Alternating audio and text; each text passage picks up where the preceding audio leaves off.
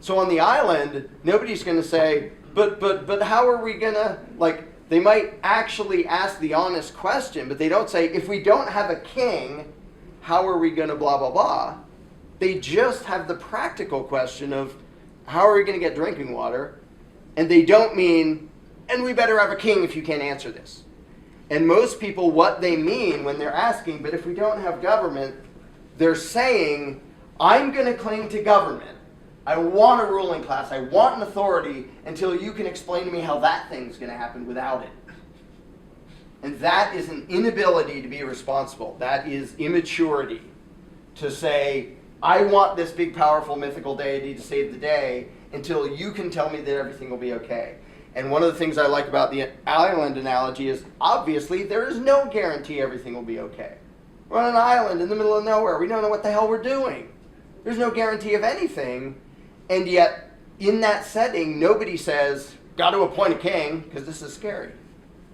Nobody thinks of that. And if I suggest it, so like none of them suggest it, and then eventually I suggest the government solution, and they all chuckle at it because it sounds as dumb as it is. We better appoint a king, because how else will we make a signal fire? It's like, what? Shut up, you're an idiot. And they all know that. So it's just the process of getting them to sort of own their own responsibility. And I don't care what comes next. I don't even care what solutions they come up with. I don't care what preferences they are. I care that they go through the process of starting to exercise their brains, thinking as self-owning human beings.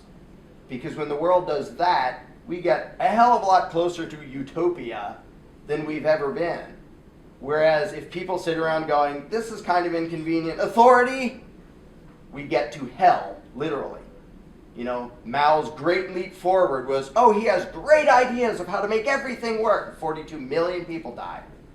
Stalin's master plan, Hitler's master plan, one master plan after another, Pol Pot and the Khmer Rouge, and huge list. Millions and millions of people are dying because somebody says, I have a plan, and everybody goes, he has a plan, let's follow him. And then people die, and there's wars and poverty and starvation.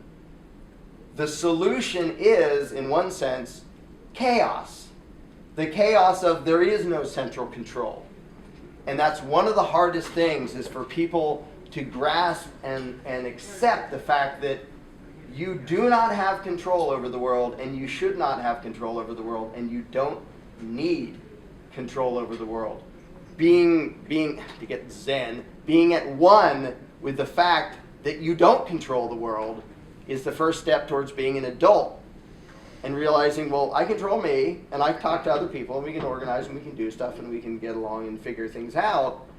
But the desire to control the world, and which often has to do with fear-mongering. I'm scared of the things that might happen. I want somebody to control it to make sure these bad things never happen. And unfortunately, that desire is what makes the bad things happen. I don't want there to be terrorism.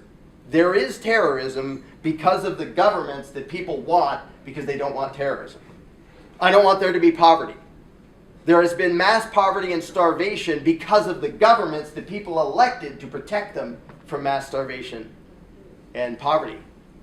I don't want crime, and government creates the crime. It happens over and over again, and it's very counterintuitive that the best way to control evil is don't even try. Don't try to make a master plan. Don't try to have an all-powerful good guy, because he's going to be an all-powerful bad guy, and then you're going to go, oh crap, we made him all-powerful. Guess that was a bad idea. Just realize you control yourself, if that much, and that's it. And the rest of the world, what's going to happen is going to happen. And you do your best with other people, and you act like a responsible adult. And the island analogy forces people into that mindset, and you can see people's brains doing it for the first time, like they've never thought about it. When it comes to, well, if somebody's poor, oh, that's what the welfare state is for. There's a fish thief, you call the cops. There's always an authoritarian thing to brush it off on. They've never had to think for themselves. I mean, even going back to school, you will sit here next to a bunch of other people, a bunch of other subjects. You will listen to the authority. You have no practice being in charge of your own life. So if the teacher walks out, all the kids go, what do we do? They don't even know how to have a life. They don't even have any idea what they would do if their life was their own, because they've never experienced it.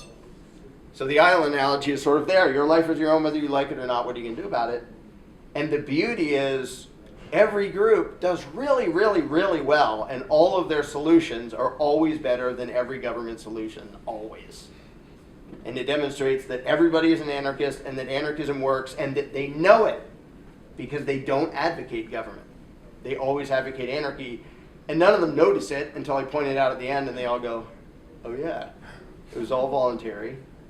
There was no ruling class. There was no, there was hierarchy, the voluntary kind, like the guy who knows how to build huts, and we'll do that. But he doesn't get to conscript people. And so I basically show, like, thank you for showing that you believe in anarchism. I didn't have to tell you to. I just showed that you already do. And incidentally, the mirror actually uses the island analogy, using the animated version of it to do a bunch of the questioning. Because I found it works. There are plenty of people in the world who are eager to throw their ideas and opinions at you, who want to tell you what you should care about, what you should believe, what you should think, and how you should live your life.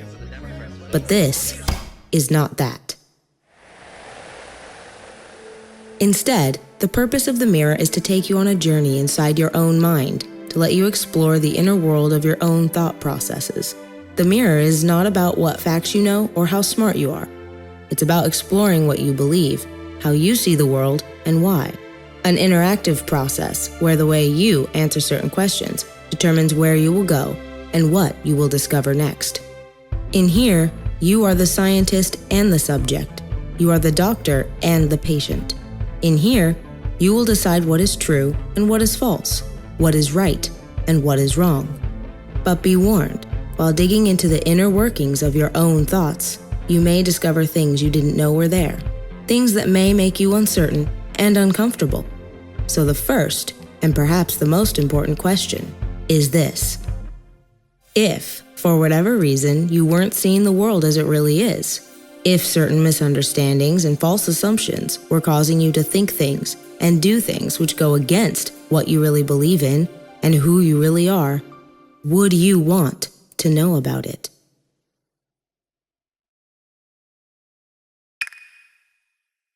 Then let's begin.